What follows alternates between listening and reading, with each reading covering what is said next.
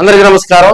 మాజీ మంత్రి బాలినేని శ్రీనివాసరెడ్డికి నామినేటెడ్ పదవి రానుందా లేక జనసేన పార్టీలోనే క్రియాశీలక పదవి రానుందా అనే దానికి కూడా తెరదించుతూ మరికొన్ని రోజుల్లో మేబీ ఒక వారం 10 రోజుల్లోపే బాలినేని శ్రీనివాసరెడ్డికి జనసేన పార్టీలో క్రియాశీలకమైనటువంటి పదవి రానున్నట్లు ఇప్పటికే దానికి సంబంధించి జనసేన పార్టీ నాయకులు కార్యకర్తలు మరి ఒంగోలు అదేవిధంగా ప్రకాశం జిల్లాలో కూడా దీనిపై జోరుగా చర్చ నడుస్తూ ఉంది.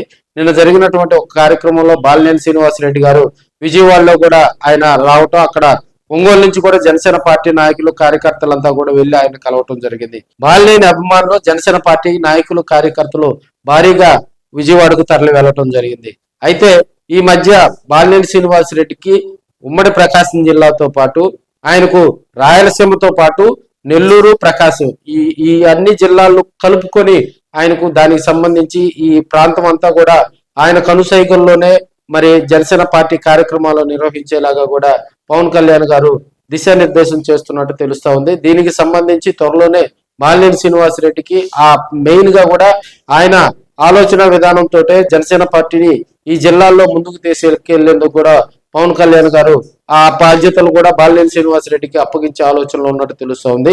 దీనికి సంబంధించి ఇప్పటికే బాలినేని శ్రీనివాసరెడ్డికి ఉమ్మడి ప్రకాశం జిల్లాలో ఉన్నటువంటి కొంతమంది వైసీపీ నేతలు, కొంత తెలుగుదేశం పార్టీ నేతలు కూడా టచ్ లో ఉన్నట్టు సమాచారం తెలుస్తుంది. గతంలో కూడా ఆయన నెల్లూరు, దానికి సంబంధించి నెల్లూరు, చిత్తూరు, కడప రాజకీయాల్లో కూడా కొంత ఆయన కాంగ్రెస్ పార్టీలో ఉన్నప్పటి నుంచి కానీ వైసీపీలో ఉన్నప్పటి నుంచి కూడా ఇప్పుడు ప్రజెంట్ యాక్టివ్ గా అదే స్లీపింగ్ మోడ్ లో ఉన్నటువంటి కొంత మరి క్యాడర్ తోటి కూడా అది వైసీపీ కానీ తెలుగుదేశం పార్టీ కానీ వారితో కూడా కొంత ఆయనకి పరిచయాలు ఉన్నట్టు తెలుస్తా ఉంది.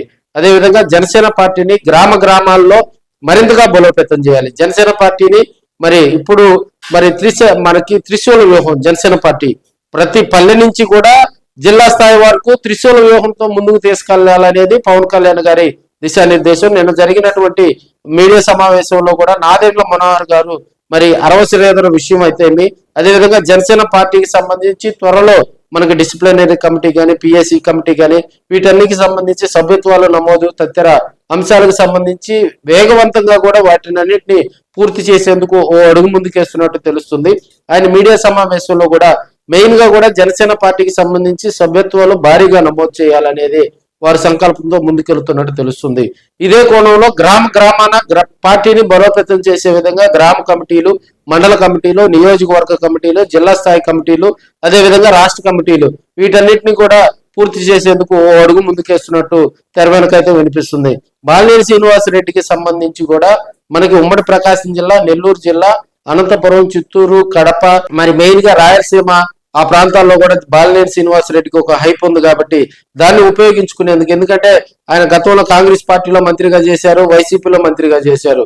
సో అలాంటి లీడర్ను కూడా ఇప్పుడున్నటువంటి జనసేన పార్టీలో క్రియాశీలకమైనటువంటి ఆయనకు అప్పగిచ్చి రాబోయే రోజుల్లో మళ్ళీ మార్చి తర్వాత కూడా ఎమ్మెల్సీ పదవి కూడా కట్టబెట్టేందుకు మరి జనసేన పార్టీ అధినేత పవన్ కళ్యాణ్ గారు కూడా దీనికి సంబంధించి వేగవంతంగా కూడా పార్టీలో అధినాయకత్వానికి కూడా దిశానిర్దేశం చేస్తున్నట్టు తెలుస్తుంది. ఇప్పటికే బాలినేని శ్రీనివాసరెడ్డికి దగ్గరగా ఉన్నటువంటి కొంతమంది నేతలు మరో 10-15 రోజుల్లో లేదంటే ఒక వారం రోజుల లోపలే దీనికి సంబంధించి బాలినేని శ్రీనివాసరెడ్డికి జనసేన పార్టీలో క్రియాశీలక పదవి వస్తుందని వారు బాహటంగానే చర్చించుకుంటున్నటువంటి పరిస్థితులు మనం చూస్తా ఉన్నాం. 2024లో ఒంగోలులో భారీ ఓటమి తర్వాత మరి బాలినేని శ్రీనివాసరెడ్డి గారు జనసేన పార్టీలో చేరటం జరిగింది. అప్పటి నుంచి జనసేన పార్టీలోకి వెళ్ళిన తర్వాత ఆయన దాదాపుగా సంవత్సరం గడుస్తున్నా కూడా ఆయనకు ఇంతవరకు ఎలాంటి పదవి కేటాయించకపోవటం మరి జనసేన పార్టీలో బాలినేని వర్గంగా చెప్పుకునే వాళ్ళైతే ఓ అడుగు మరి వెనక తగ్గారని కూడా మనం తెలియజేసుకోవచ్చు. అయితే జనసేన పార్టీకి సంబంధించి పదవులు కానీ నామినేటెడ్ పదవులు కానీ మనకి కొంత గ్యాప్ తర్వాతే వస్తాయి అనేది కూడా జగమెరిగిన సత్యం. ఎందుకంటే మనకి ఇప్పుడు ఒంగోలులో కూడా మనకి ఉడా చైర్మన్ గా చేస్తున్నటువంటి రియాజ్ గారికి కూడా మరి ఇప్పుడు అధికారంలోకి వచ్చిన తర్వాత కూడా ఆయనకు నామినేటెడ్ పదవి రావటం మనందరికీ తెలిసినటువంటి విషయమే. సో దాన్ని బేరీజ్ వేసుకున్నా కూడా బాలినేని శ్రీనివాసరెడ్డి ఇప్పటికే దాదాపుగా సంవత్సరం పైగా కూడా మరి దానికి సంబంధించి వెయిట్ చేయడం జరిగింది. ఇప్పుడు కొత్తగా కూడా సభ్యత్వాలు ఫాస్ట్ గా జనసేన పార్టీలో మరి జిల్లా నుంచి గ్రామ స్థాయి నుంచి కూడా సభ్యత్వాలు నమోదు చేయాలి. అదేవిధంగా పార్టీలో ఖాళీగా ఉన్నటువంటి పదవులను భర్తీ చేసుకోవాలి.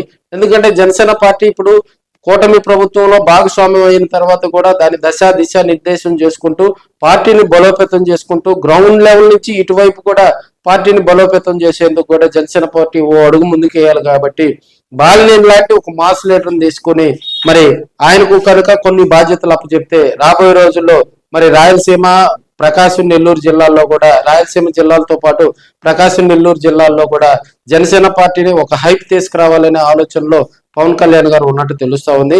దీనికి సంబంధించి ఇప్పటికే బాలినేని తోటి కూడా మరి జనసేన పార్టీ అధినాయకత్వం కూడా మాట్లాడినట్టు తెలుస్తుంది. ఒక మంచి శుభముహూర్తాన ఆయనకు ఆ పదవి కట్టబెట్టేందుకు కూడా తెర వెనుక ప్రయత్నాలు జరుగుతున్నాయనే టాక్ అయితే వినిపిస్తుంది. ఆయన ఒంగోలుకు 5 సార్లు ఎమ్మెల్యేగా పనిచేయడం జరిగింది. అదేవిధంగా 2 సార్లు మంత్రిగా పనిచేయడం జరిగింది.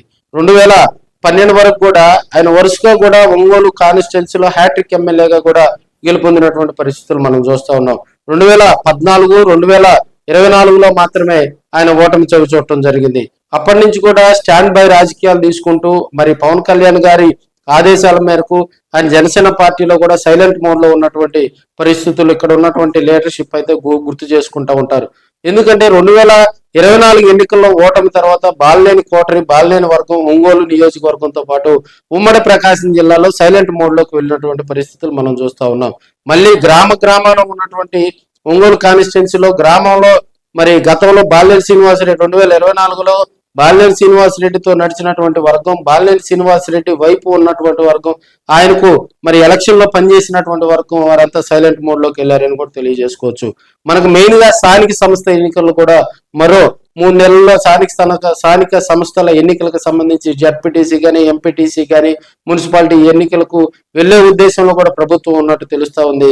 దీనికి సంబంధించి వడివడిగా ప్రభుత్వం అడుగులు వేస్తున్న క్రమంలో బాలినేని లాంటి ఒక మాస్ లీడర్ కి పదవి గనక కేటాయిస్తే రాబోయే రోజుల్లో జనసేన పార్టీ మరింత దూకుడుగా వెళ్తుందని మరి అధిష్టానంలో ఉన్నటువంటి జనసేన పార్టీ అధిష్టానంలో ఉన్నటువంటి పెద్దలందరూ కూడా పవన్ కళ్యాణ్ ఆదేశాల మేరకు దిశానిర్దేశం చేసినట్టు తెలుస్తా ఉంది. బాలినేని గనక జనసేన పార్టీలో క్రియాశీలకమైనటువంటి పదవి గనక ఇస్తే, పార్టీ పదవి గనక ముందు మరి నామినేటెడ్ పదవి అనేది కూడా మనకు మార్చి తర్వాత వచ్చే ఆలోచన ఉంది కాబట్టి ముందు ఆయనకు పార్టీ పదవి కనుక ఇస్తే ఆయన ఆ పార్టీ పదవి తీసుకున్న తర్వాత కూడా ఒంగోలు, ఉమ్మడి ప్రకాశం జిల్లా, నెల్లూరు, అదేవిధంగా రాయలసీమ జిల్లాలో కూడా ఆయన తన మార్పు చూపిస్తారని క్యాడర్ అయితే బలంగా చెప్తా ఉంది. సో ఏదేమైనా బాలినేని లాంటి లీడర్ కు సంవత్సరం పైగా కూడా పార్టీలో మరి క్రియాశీలకమైనటువంటి పదవి ఆయన గతంలో కూడా బాలినేని శ్రీనివాసరెడ్డి సేవలు మనం చూస్తా ఉన్నాం. అయితే ఇప్పుడున్నటువంటి పరిస్థితుల్లో ఆయన గనక కీలకమైనటువంటి పదవి గనక దొరికితే రాబోయే రోజుల్లో యాక్టివ్ గా మరింత దూకుడుగా కూడా ఆయన వెళ్తారని టాక్ అయితే వినిపిస్తుంది. చూశారు కదా ఫ్రెండ్స్, ఈ వీడియోకి సంబంధించి మీకు ఏదైనా సందేహాలు కనుకుంటే పర్సనల్ గా కూడా నాకు వాట్సాప్ చేయండి. మీకు ఎప్పుడు కూడా మీ ఆర్కే అందుబాటులో ఉంటారని కూడా మనం తెలియజేసుకోవచ్చు. రాబోయే రోజుల్లో బాలినేనికి జనసేన పార్టీలో కూడా మరిన్ని రాజకీయంగా కూడా ఆయనకి మంచి భవిష్యత్తు ఉంటుందని ఇప్పటికే కొంతమంది రాజకీయ విశ్లేషకులు దీనిపై మాట్లాడుతూ ఉన్నారు.